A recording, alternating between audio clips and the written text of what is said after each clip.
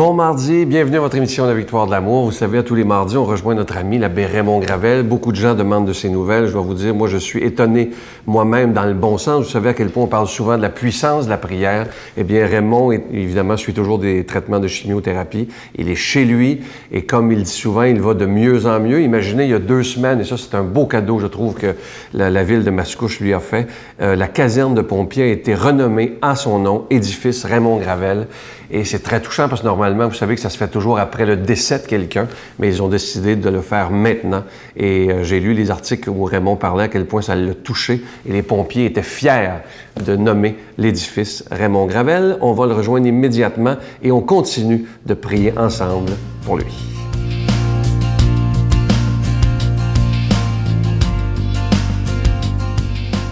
Bonjour. Aujourd'hui, la parabole porte sur un hibou qui organise mais qui ne vérifie pas ses plans. Alors, c'est qu'on raconte qu'un jour, un mille-pattes consulte un hibou à cause de la douleur qu'il ressentait dans ses pattes. Alors, le hibou lui dit, « Bien, vous avez beaucoup trop de pattes, monsieur, vous avez 1000 pattes. Si vous deveniez une souris, vous n'auriez que 4 pattes et 99,6% moins de douleur. » L'autre dit, « C'est une très bonne idée. Indiquez-moi donc comment devenir une souris. » Alors le hibou lui dit, « Ne m'ennuyez pas avec les détails de la réalisation. Moi, j'organise et je sais comment faire. » Ça, c'est la parabole.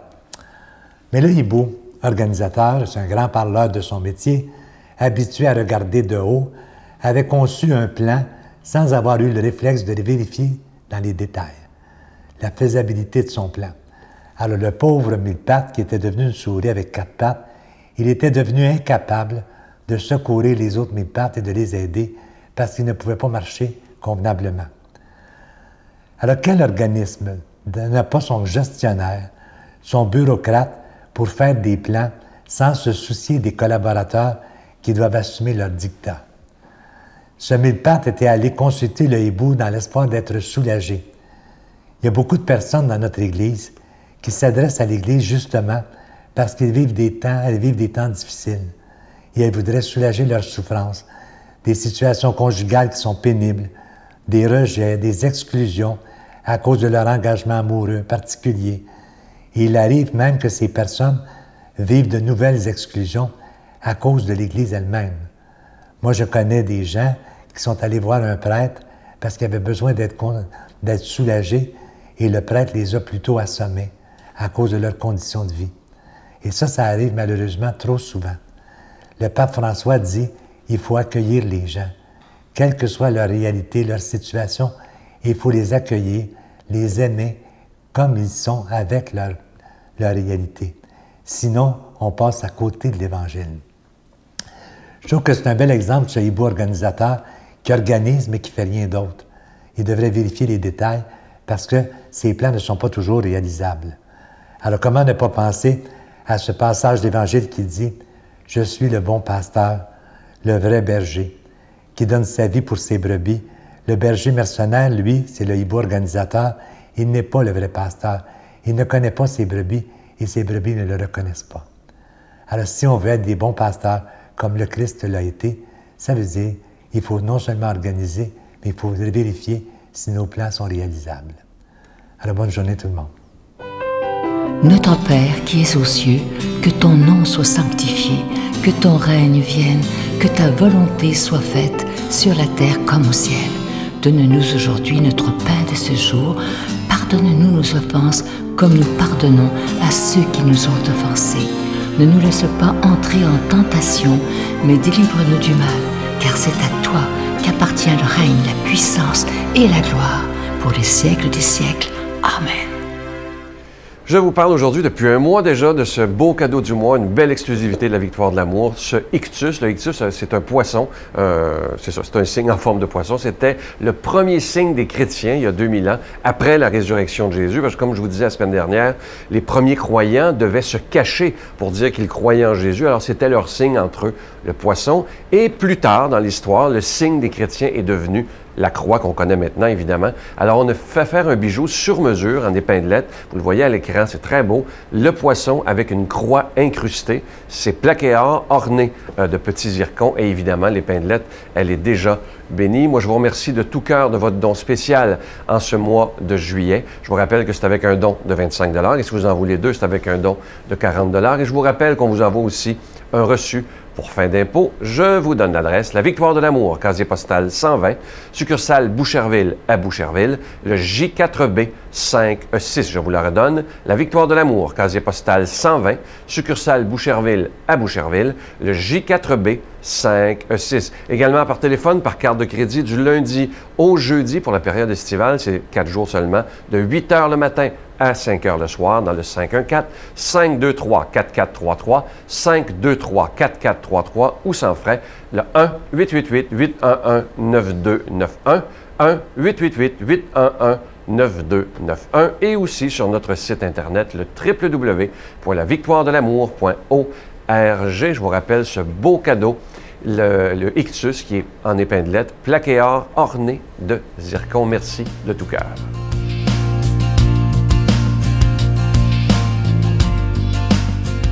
Mon Dieu, donnez-moi la sérénité d'accepter les choses que je ne peux changer, le courage de changer les choses que je peux et la sagesse d'en connaître la différence. Amen. Je suis toujours tellement heureux de vous présenter ce grand ami qui est venu enregistrer tout dernièrement des homélies pour toute l'année. Il est de Paris, on l'appelle tendrement Monseigneur des Hôtes, Monseigneur Jacques Gaillot.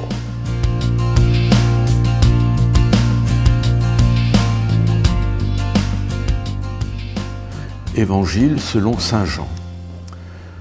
Beaucoup de Juifs étaient venus chez Marthe et Marie pour les consoler de la mort de leur frère. Quand Marthe apprit que Jésus arrivait, elle partit à sa rencontre, mais Marie resta assise à la maison. Marthe dit à Jésus, « Seigneur, si tu avais été ici, mon frère ne serait pas mort. Mais je sais que même maintenant, Dieu te donnera tout ce que tu lui demanderas. » Jésus lui dit, « Ton frère reviendra à la vie. » Marthe répondit, « Je sais qu'il reviendra à la vie lors de la résurrection des morts, au dernier jour. » Jésus lui dit, « Je suis la résurrection et la vie. Celui qui croit en moi vivra, même s'il meurt. Et celui qui vit et croit en moi ne mourra jamais. Crois-tu cela ? » « Oui, Seigneur, répondit-elle, je crois que tu es le Messie, le Fils de Dieu, celui qui devait venir dans le monde. »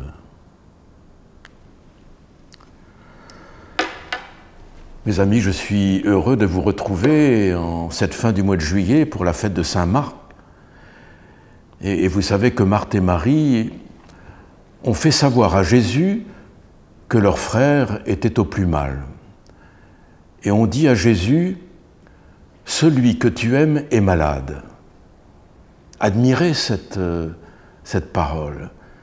On ne dit pas « Viens vite, Lazare ne va pas bien ». On lui dit « Celui que tu aimes est malade ». On ne l'oblige pas à venir, on lui expose la situation. Et celui que tu aimes est malade. Mais Jésus ne bouge pas. Jésus reste là où il est, il continue ses activités comme si de rien n'était. Et pendant ce temps-là, Lazare meurt.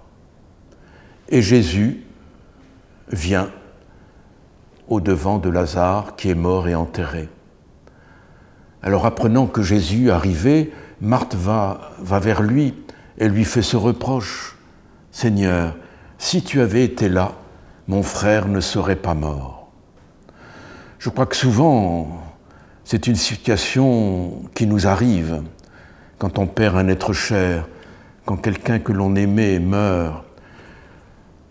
On se tourne vers le Seigneur, on lui fait ce reproche, « Seigneur, on a prié, on a fait prier, on t'a supplié, mais tu étais absent. Tu n'as rien fait, tu étais silencieux et nous étions impuissants. Pourquoi n'es-tu pas venu alors qu'on te suppliait ? On fait ce reproche, l'absence de Dieu, comme l'impuissance de Dieu qui n'intervient pas, alors que celui que nous aimons est malade. Eh bien, Jésus dit à Marthe ces paroles inoubliables et je dirais indépassables. Je suis la résurrection et la vie. Celui qui croit en moi vivra, même s'il meurt. Celui qui vit et croit en moi ne mourra jamais.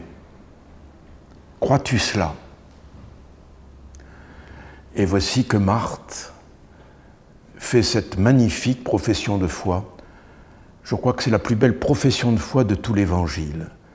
Oui, Seigneur, je crois que tu es le Messie, le Fils de Dieu, celui qui devait venir dans le monde. C'est admirable. Vous voyez, Jésus qui est celui qui donne la vie, qui est venu pour que nous vivions, et dès maintenant, sans attendre la mort.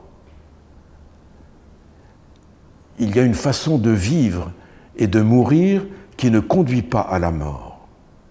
Regardez ce que dit l'apôtre Jean. Nous passons de la mort à la vie lorsque nous aimons nos frères. Dès maintenant, aujourd'hui, nous passons de la mort à la vie lorsque nous aimons nos frères. C'est cela que nous devons vivre.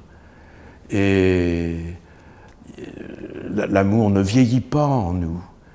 Et quand l'amour gagne dans nos vies, quand il est victorieux dans nos vies, alors nous passons de la mort à la vie et nous sommes des vivants aujourd'hui. Ce qui intéresse le Seigneur, c'est que nous soyons des vivants avant la mort. Voyez ? Eh bien, faisons cette belle profession de foi de Marthe. Je crois, Seigneur, que tu as les paroles de la vie. Que ce soit pour nous une magnifique espérance pour la journée, pour tous ceux que nous connaissons. Jésus nous appelle à vivre dès maintenant. Je vous bénis ainsi que vos familles de tout mon cœur, au nom du Père et du Fils et du Saint-Esprit. Amen. Je vous salue Marie, pleine de grâce. Le Seigneur est avec vous. Vous êtes bénie entre toutes les femmes, et Jésus, le fruit de vos entrailles, est béni.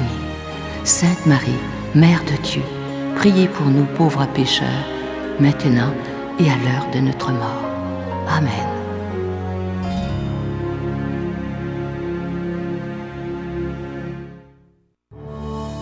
Sur les pas de Jésus.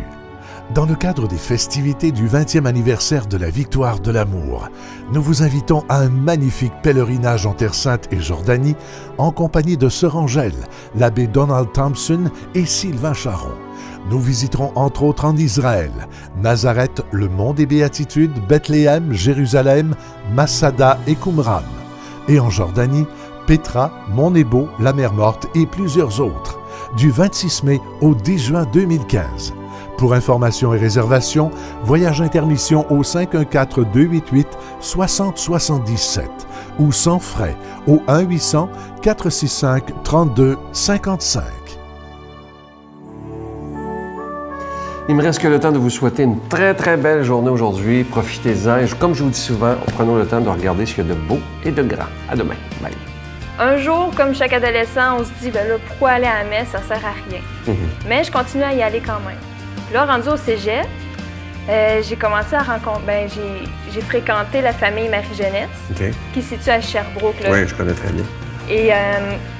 Et donc là, j'ai commencé à voir la flamme de la foi qui est arrivée. La Victoire de l'amour remercie de tout cœur les Résidences Soleil de leur accueil si chaleureux.